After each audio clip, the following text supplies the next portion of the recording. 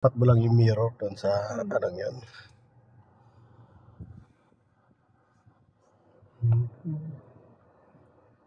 Yan na.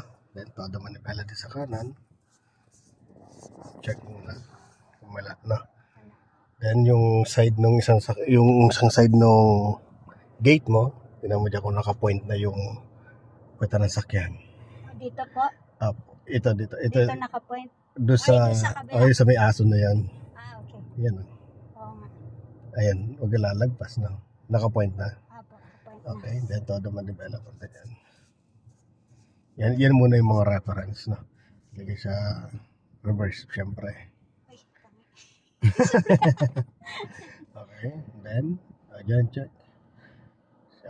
Silip din sa kanang mirror. Yan. Pag nagre-reverse tayo, kailangan nasilip din sa isang mirror, no? Yan. So, yan. Dito, pasok na rin na. So, yun, nandyan yung guide mo, yung guhit. Yun lang, ano?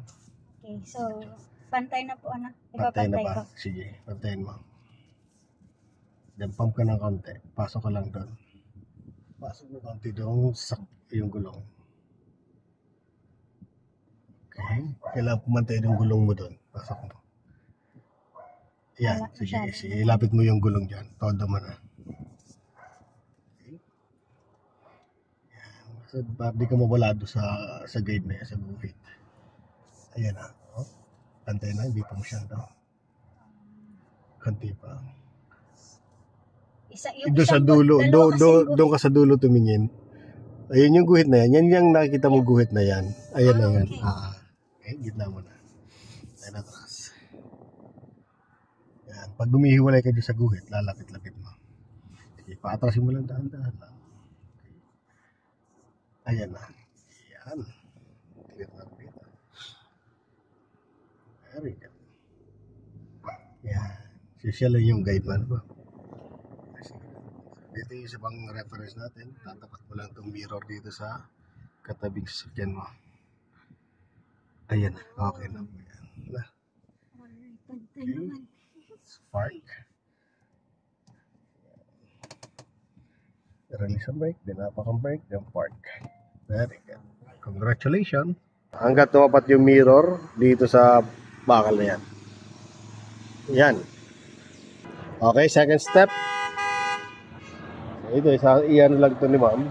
Bante siya. Hanggang sa mag-point lang yung puweta ng sakyan doon. Di ba? Iyan. Na.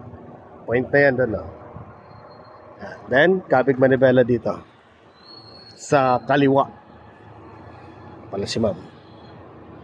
So, tingin dito sa mirror. Tingnan natin kung mag-a-adjust ka. Pag mag-a-adjust ka, pag sumigip ka dito, natural mag-a-adjust tayo. Pero pag hindi naman, diretso lang. Ano? Lagay niya, no? So, yung guhit na lang yung guide dyan ni mama. Yung guhit na yan, susundan niya lang yan. Yan. Hintay lang pumantay katawan sa sakyan yun. Ayan na. Hintay mo lang pumantay. Konti pa. Konti pa. Slide pa. A little bit. Yan. Gitna. Tapos, up. Yan. Natra. Okay. Dito safe yan. Okay. Tapat mo lang yung mirror mo dun, ma'am, sa ano, ha. Yan, may ano pa. May joist lamping. Ayan na. Yan. Congratulations.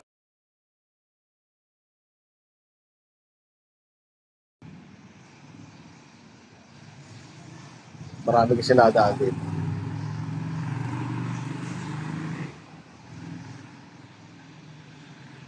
So, ang ganyan, yung mirror na yun, makita lang to konti. Yan, para eksakto lang. Kasi pag ito, hindi pa nakita, dito yung sisikip. Ngayon, pag sumobra naman, dito naman siya sisikip. No? So, isa pang guide niya ni ma'am, ito kailangan makita yung guhit na yan sa side mirror sa kaliwa. Yan, ito yung guide niya rin. Para hindi siya sumosobra. Yan. Kailangan, gigitna niya na yan. So, habulin niya itong guide na to. Yan. Para pag kasi ito hindi nakuha ni ma'am, didikit siya doon. Kaya kailangan matabihan niya to ng gulong niya. Ganun, ano. Sisipatin niya lang yan dyan.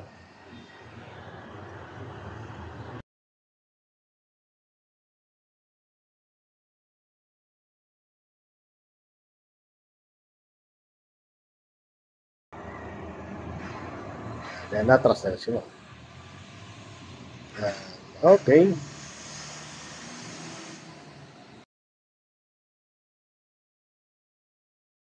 Ayan, ipantay mo yung mirror mo doon. Ayun. Very good.